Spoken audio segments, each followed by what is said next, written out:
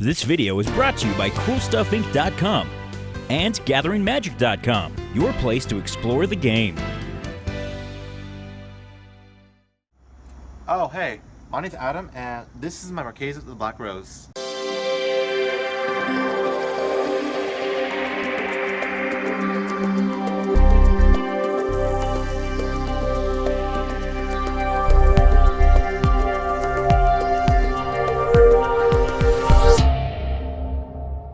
Okay, so this is my Marchesa the Black Rose.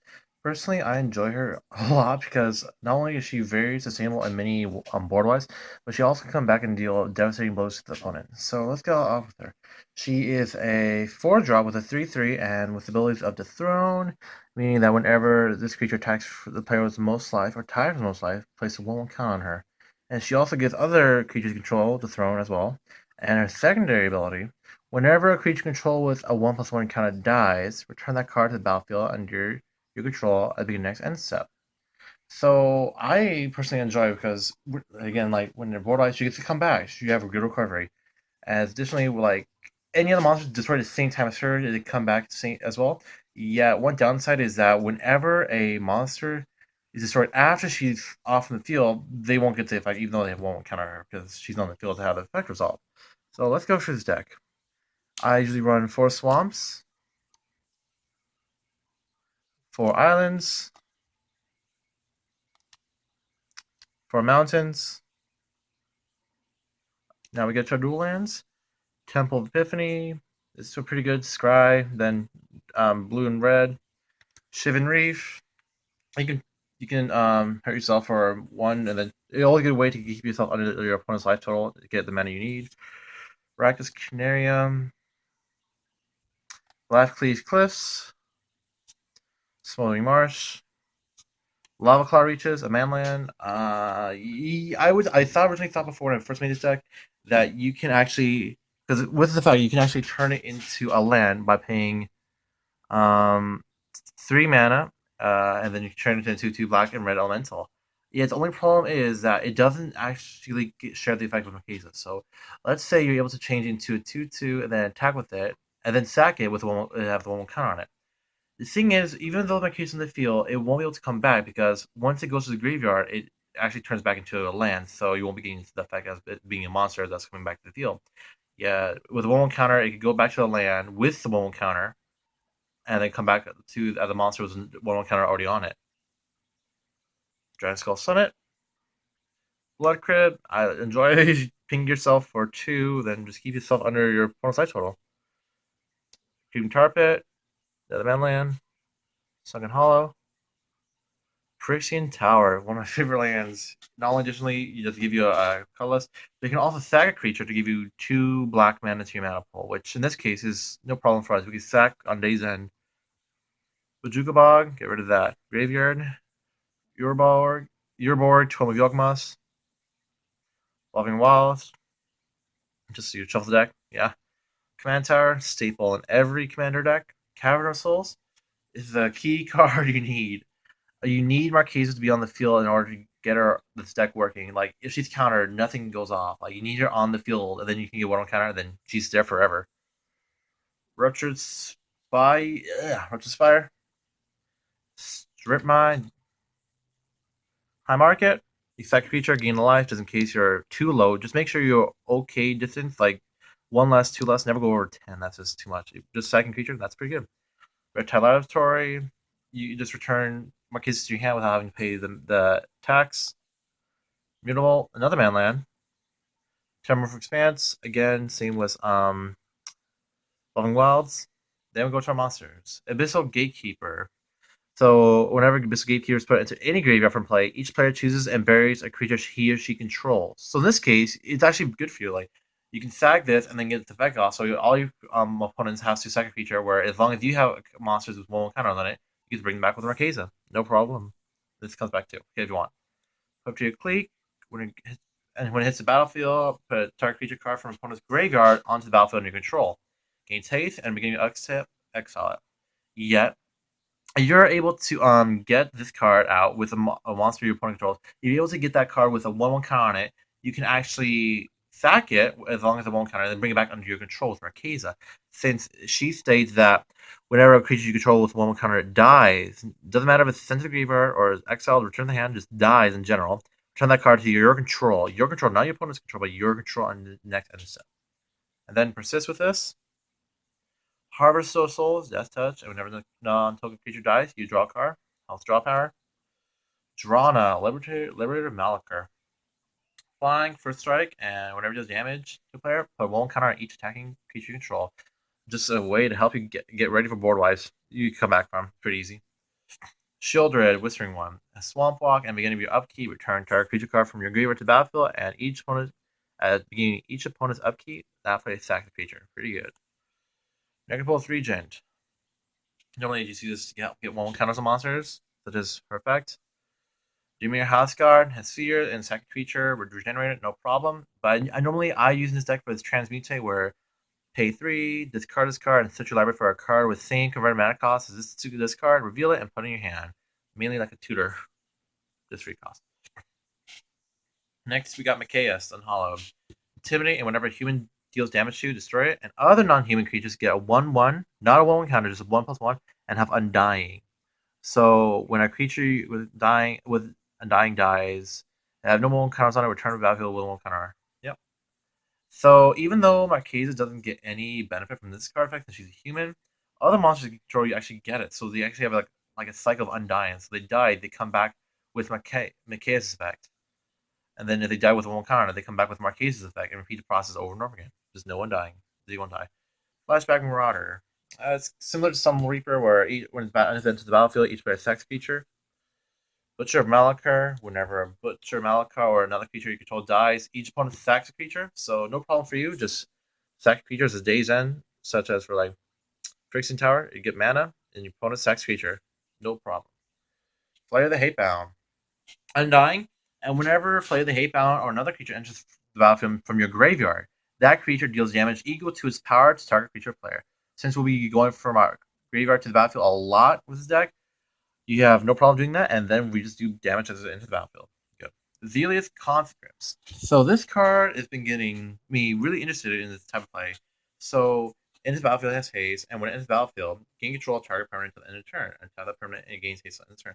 Same with oh man, I can't remember the card. Puppeteer Clique.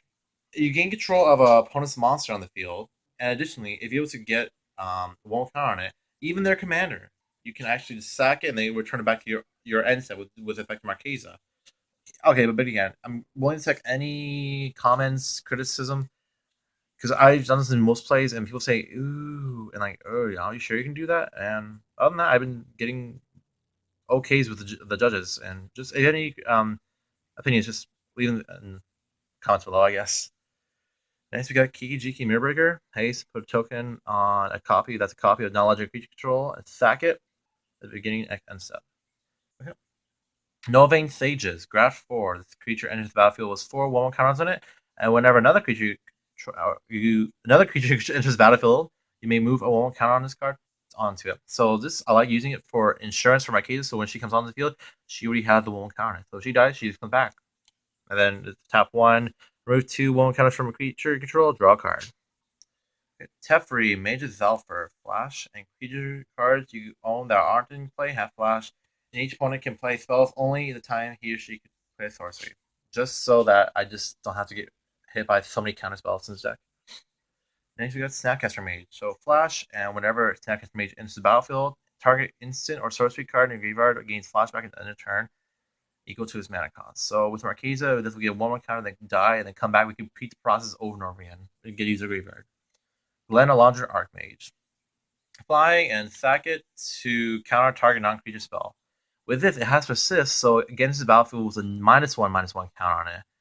Even though with Marchesa, you only can use this effect with 1/1, but if you're able to get that 1/1 counter on Glen Alondra, you can keep coming here, having come back multiple times and having target any non-creature spell your opponent throws at you. Next, we got Chasm Skulker. So whenever you draw a card, put a 1/1 counter on Chasm Skulker, and when it dies, you may put X 1/1 blue squid creature tokens onto the battlefield. Where X is the number of 1/1 counters on Chasm Skulker. Basically, Undying Sushi with Marchesa. Vigean Graftmage, again, similar to the Novijen Sages. Helps you get insurance on Marchesa to be on the field. And tap 2, untap target creature with 1 count on it. Sage of Fables. It's better than Vigean Graftmage and oh my gosh, I can't remember the name. Novijen Mage, no Sages, yeah.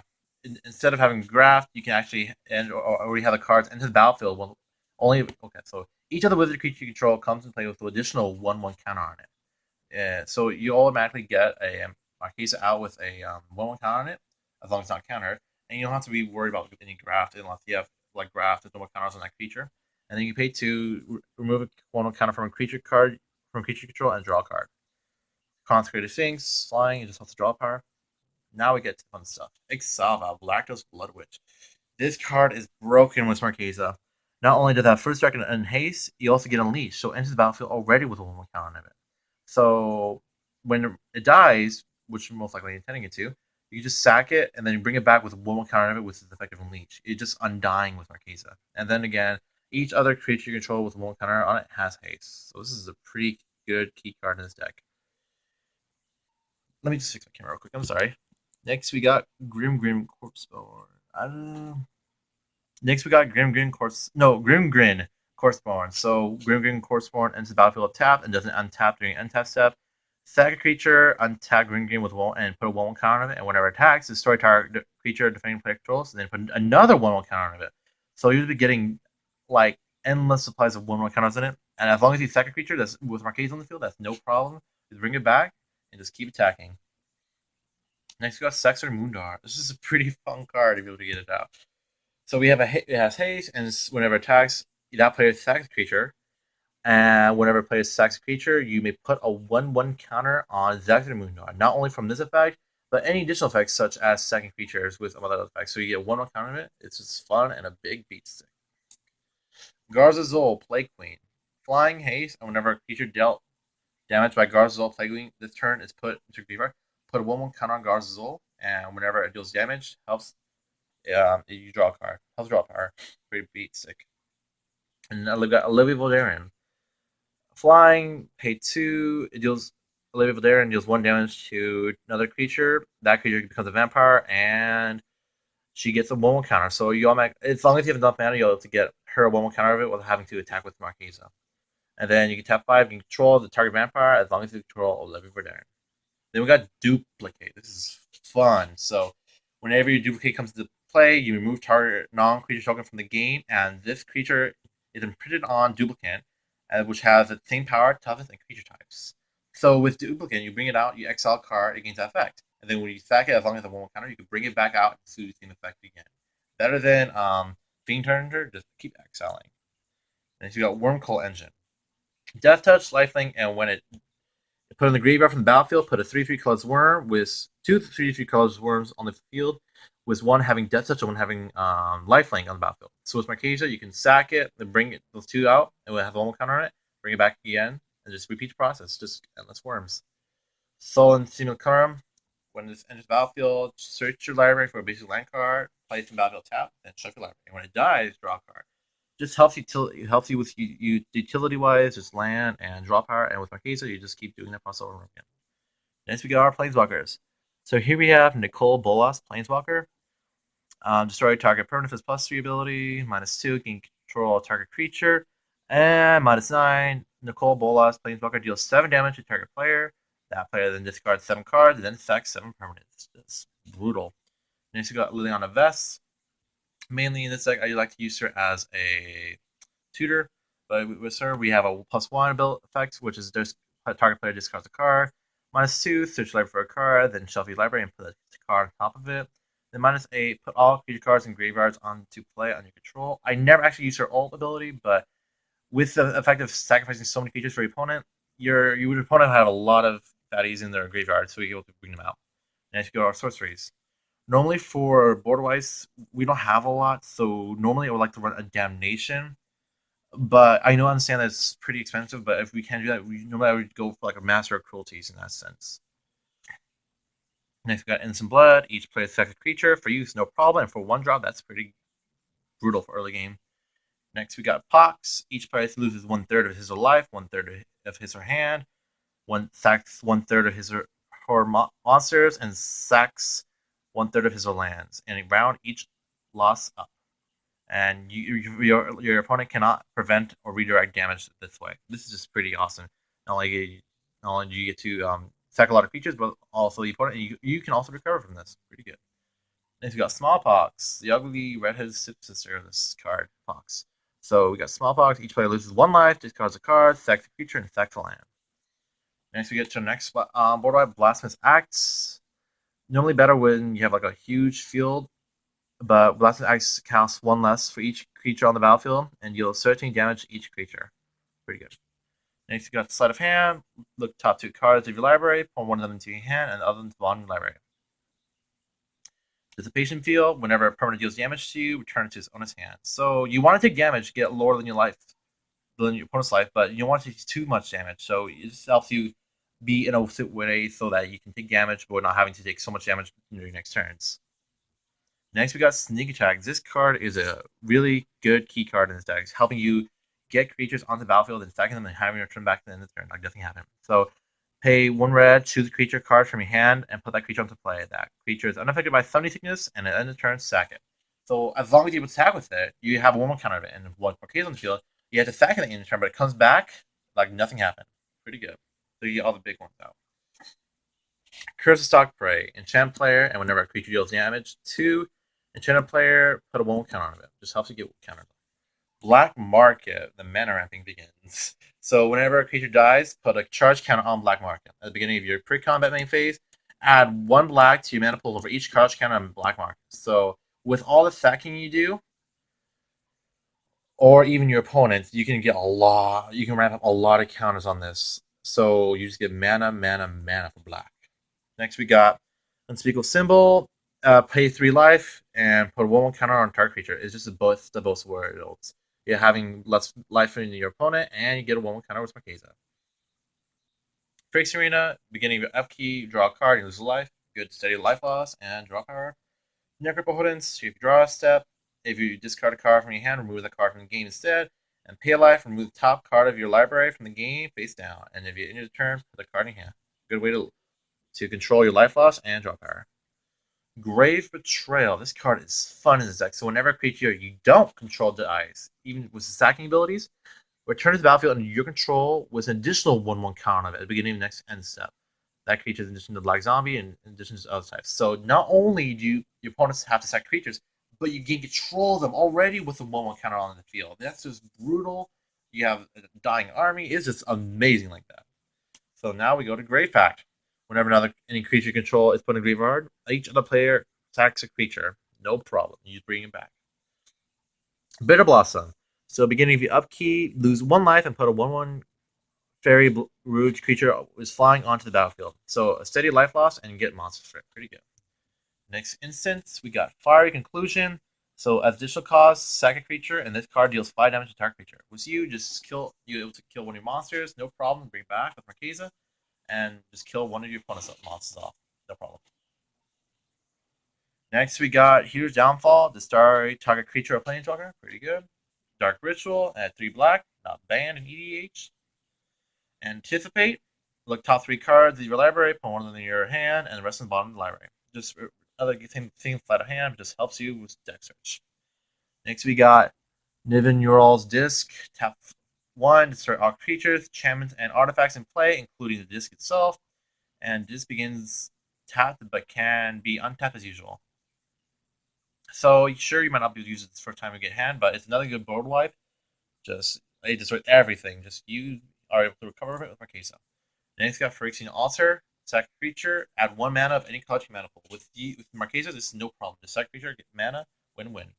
Ashnod's Altar. Sack a creature, add 2 colorless mana. Again, no problem, just win-win for mana. And if you got Mindstone, add 1 color to your mana pool, and then pay 1 and sack it. Draw a card. Lightning Greaves, of course, Haste and Shroud helps with Marchesa. Swift Boots, kind of bad, worse. Lightning Greaves. Explorer Scope. Cauldron of Souls, just in case you don't have Marchesa, it gives each creature persists. Well, creatures you control. Well, like Protogenius. Skull Clamp, pretty easy. Just sack creature a lot, get a draw a card. the Australia Ingot, the Miss Singlet, Talisman of Indulgence, and finally, Rakdos Ingot. Again, thanks for watching this episode, and if you liked it, please subscribe to the channel.